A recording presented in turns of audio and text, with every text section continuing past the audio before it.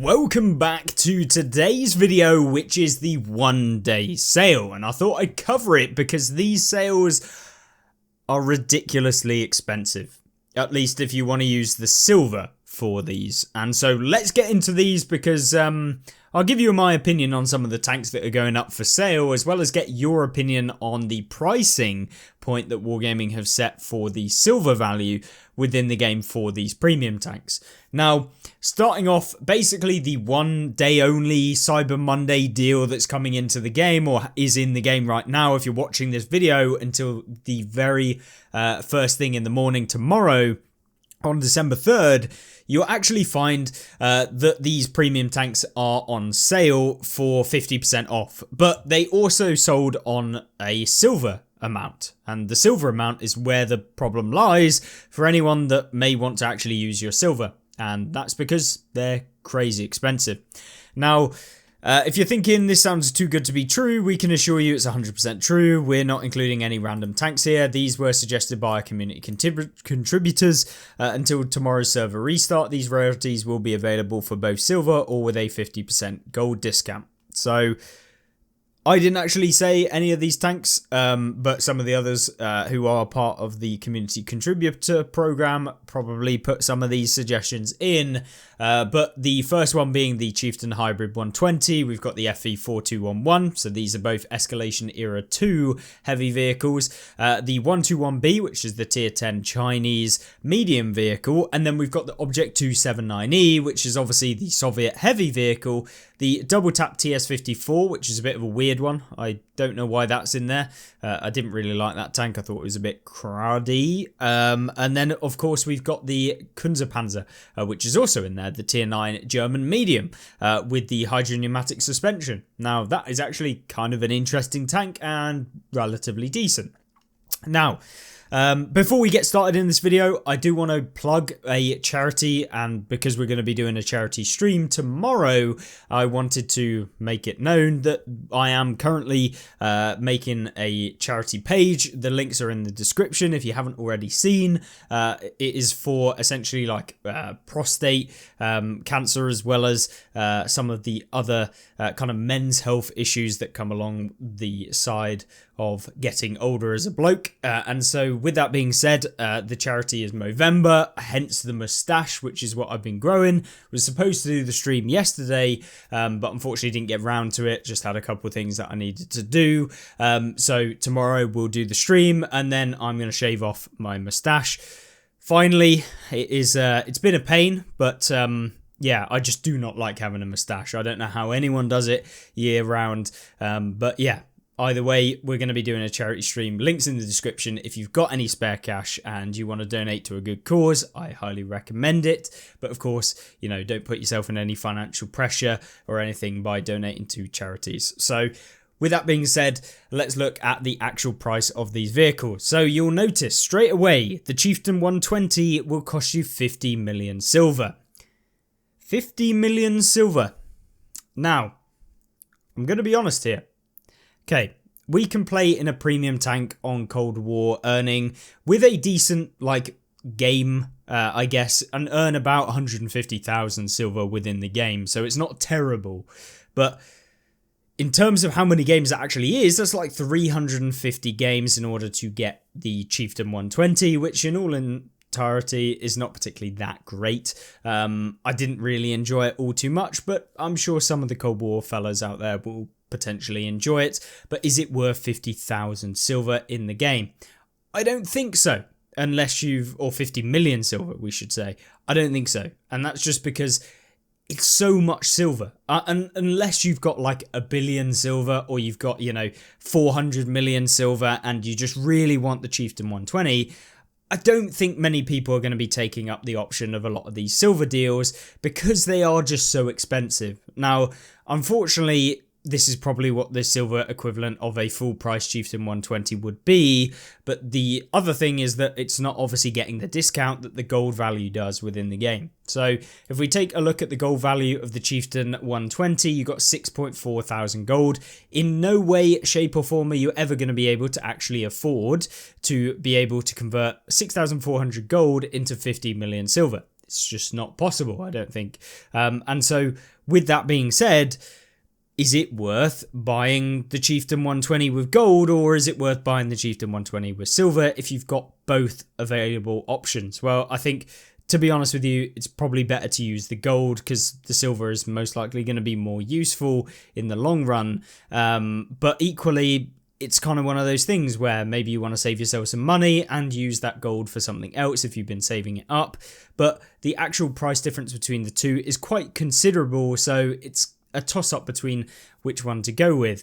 And unfortunately, the silver is just crazy high for the majority of people, which has basically locked out almost everyone of the casual players, or even me myself. I have very rarely ever got even close to having 50 million silver. And yes, I spend a lot of money buying up every single tech tree tank in the game, and I probably would have about 1 billion silver if I sold absolutely all of my tanks apart from the tier 10s. But regardless of that, it's still a thing to note that most people probably aren't even going to be able to make use of this. What would have been a great idea was to have an option where maybe you could grind out a X amount of games or X amount of different challenges within that one day, and then get the tank for free, one of the tanks for free or something like that, or put them in like a tier system where you can get so many points, you get one tank or the set of one tanks, and then as you get up to the top tiers, you're going to be able to get those top tier tanks, the higher era vehicles or the higher tier vehicles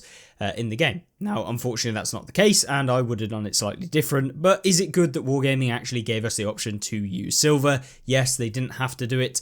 So I'm not going to complain entirely, but I do feel like it is very much a elitist level kind of thing that people are going to be able to use. Most people never going to have the silver, or at least warrant spending that much silver of their, silver stack that they may already have in the game on buying up these premiums. But once again, I want to reiterate that it's good that Wargaming did it, but equally, I think most people were probably locked out of this whole thing, so they're most likely not going to be feeling too happy. But that's just my opinion and my thoughts on what I feel like most people would be thinking. Now, you, as the viewer, might actually completely disagree with me, which is entirely fair, and I'll be interested to see what you guys are actually thinking about the whole silver rewards. I don't want to make a narrative that this is a terrible event.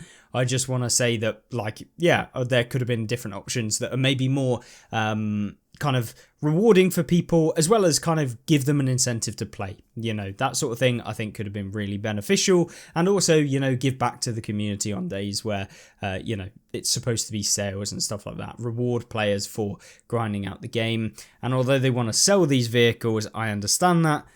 Maybe having a longer operation that takes a long time to complete with a lot of effort to be able to get these might have been a better way of doing it, rather than such a high silver value where it just stops everyone. And most people may not be able to complete the operation, but at least they have the chance of being able to do that, or they can throw in the time or whatever. But, with such a short notice on how much silver you're actually going to require being released on the day, it's a little bit strange for me, at least. But either way, moving on, we've then got the FE4211, which is also 50 million silver or 6,400 gold. This one out of the two is definitely the better of the two. The FE4211, very good Era 2 vehicle, although there is a lot more new vehicles that have been added into Era 2 to make it just that little bit worse in terms of the balancing of the game in general. I'm sure anyone that plays Cold War Era 2 or Era 3 probably knows about this issue,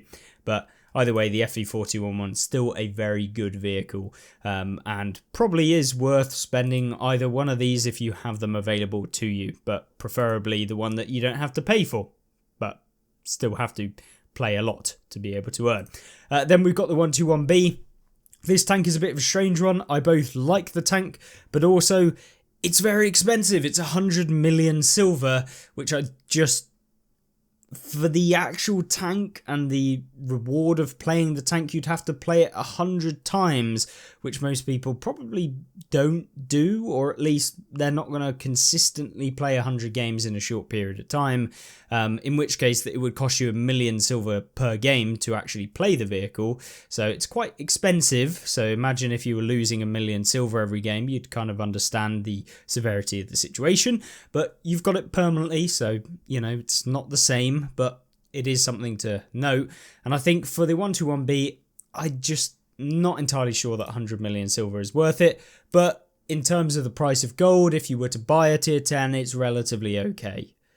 And by okay, I mean in terms of Wargaming's pricing, but it's still like £40 or like $39.99 or whatever it is, or like $50, $60. I don't know exactly how much 12,000 gold is in the US. I don't have access to that, but I know that it isn't necessarily the actual currency conversion between GBP, GDP. No, GBP, I was right in the first place, to US dollars. I know that Wargaming's pricing changes depending on region, so yeah, you can get certain tanks for cheaper on different regions, but, you know, either way, it's still a lot of money to be spending on a tank on a video game that is supposedly free and can pretty much buy an entire game for the same price as the 121B. So, do I think it's worth it? I don't know. I didn't particularly find it very, very good, and I certainly didn't find it as good as it is on PC, but then again, there's a lot of tanks like that, so, you know, they are two separate games, but yeah, it's okay. Then we got the Object 279E. This is 100 million silver, and the 279E is 11,400 gold. This tank is definitely nowhere near as good as it is on PC. It definitely gets peppered at tier 10 through pretty much all of the tanks in the game with premium ammunition. So its armor definitely doesn't work anywhere near as good as it does, but it still works. I'm not going to say it doesn't have armor. It definitely does. And even if you load premium, some of the mediums will bounce off of you unless they hit the perfect spot, or at least aim for the optimal spot where you're negating the curve of the front of the vehicle. You know, it's one of those things, but the tank itself really does play quite well. It's an enjoyable tank. It's fun. Is it as good as it is on PC? Is it absolutely broken? No. So that's a good thing, and I think that we can't complain too much about that. Is it worth $40 or £40 or $60? Probably not, but, you know, weigh it up against what you're willing to spend on your hobby or your game or whatever. Then we got the double tap TS54, 75 million silver. Now, I really didn't like this tank. I found it a bit boring, and I felt like it was trying to do the double barreled, but just slightly worse than the Soviet free vehicles. So spending money on it or buying it with silver, probably not something I would recommend, but maybe you have a completely different play style, and so it would be worth it. But I would say to be cautious when thinking about buying the double tap. I really didn't like this tank. It was also released as part of the season. I think it might have been an ultimate season pass reward, if I'm right in thinking, and I really didn't like it. I thought it was pretty mediocre and pretty average at best. Yeah, that's just how I found it, but maybe you'll find it different. But yeah, if you want to purchase it, 7,100 gold, so probably in the region of about $29.99, something like that. So still quite expensive. And then the Kunze-Panzer, 75 million silver and 8,900 gold. Now, this is a tank that I actually really enjoyed. I think it brings something a bit different to some of the other mediums. And imagine like a Leopard PTA, but with slightly different stats, and obviously the hydropneumatic suspension, which is actually kind of interesting with the Kunze-Panzer that you don't get with, of course, the Leopard PTA. So it is different from the tech tree, which is brilliant. It adds something a little bit different. And yeah, I mean, if I was going to spend silver on any of these tanks, I think I would rather have the Kunze-Panzer or the 279E out of all of them. But that's just my personal preference, and it really depends on your playstyle. The Kunze-Panzer is not the easiest tank to get to grips with because it does have that extra mechanic, and it isn't the general medium that you're probably used to. But once you kind of get the knack of it, it actually is a really fun tank to play, and I think fun should definitely come into when we're reviewing vehicles, as opposed to just, you know, you could have a really overpowered tank, but if it's not fun to play, you know, is it really worth playing and buying? I don't think so, which is why I don't buy a lot of the overpowered vehicles, because I just don't find them fun, or when I have, it's because I had to do reviews on them, and I pretty much never ever play them. Things like the Tyran, this sort of stuff, the AVRE, don't really ever play them, and yeah, I find them very boring and tedious, whereas the Kunze-Panzer offers a bit of something different, is a underdog in a lot of situations, so when you can have good games in that, it feels really rewarding, and I like the vehicle. But yet again, it is all personal preference, and maybe you want something that is just a bit more casual, you don't have to think as much, and can kind of just roll around in the Object 279E, then yeah, that's a much more casual experience where you don't, necessarily have to think all too much about gameplay style if you want to chill out and you relax when you're playing the game. But the Kunterpanzer is definitely not that, but it is something interesting to play. So 8,900 gold on the expensive side for a medium tank at tier 9 or even tier 8. They're very similar in what you're kind of going to be paying, but yeah, it's relatively expensive. And is it the best tier 9 medium? I would have to say that the Shah is actually a very, very solid tier 9 medium, probably better and more interesting than the Kunterpanzer, but still a very, very good tier 9 medium that I actually really enjoy playing. But yeah, 8,900 gold, probably in the region of about £35, something like that, £32, I don't know the exact numbers, but you guys can work it out based on your currency, whatever that is, and the gold value that you're having to spend to be able to purchase it. You get the gist. But 75 million silver, yeah, if I had 500 million silver, I'd probably get the Kunterpanzer if I didn't already have it. Then we've got the From the Vault collection, so pretty much every Black Friday, or at least on like special days, they'll start to release all of the old vehicles that were like tier 2, tier 3 vehicles, and they'll release them again and sell them for gold. So these are the premium ones, so the Tetrarch, for example, the T2 Light, you've got the FCM 36 Pack 40, which is a tier 3 tank destroyer that I think has like 400 meters base view range, if I'm right in thinking. Yeah, it does. So this is like the broken view range, and by the way, the camo is also quite good when you fully kit it out. So the view range versus detectability, like distance, beats pretty much every single light tank in the game. So you basically always outspot light tanks even when they're playing perfectly with all of the camo and stuff. But of course this is tier 3, so some of them will definitely not be running the full equipment, so it'll be even more OP. But do I recommend buying a tier 3? I mean, you'll play it for like 3 games. You probably won't play it again. It's just, I never really see the point in buying low tier vehicles unless you're a collector. And for me, I don't really have an opinion on any of them. They are what they are. Most of the premiums at low tiers, like super low tiers, are very overpowered. And so, yeah, it is what it is. I'm not going to tell you to go out and buy them. But at that, we'll kind of close and yeah, give my thoughts on the whole Cyber Monday, a little bit of a conclusion, and yeah, I think overall a good attempt at doing what should be done and offering something new. And I don't want to critique Wargaming for trying something new that hasn't been in the game before, at least from what I can remember. Maybe they did it a while back, but it's not been in the game for any length of time that I can really remember. And so I think it's good that they're introducing things like this. And I would just like to see a bit more kind of engagement orientated content that comes in to suggest players to really grind out. And even if they had to play, specific lines or just doing something in order to complete these operations, which then give you a discount on the silver value, maybe even, so that you could change that 50 million required to 10 million or whatever, and you get the staggered stages so that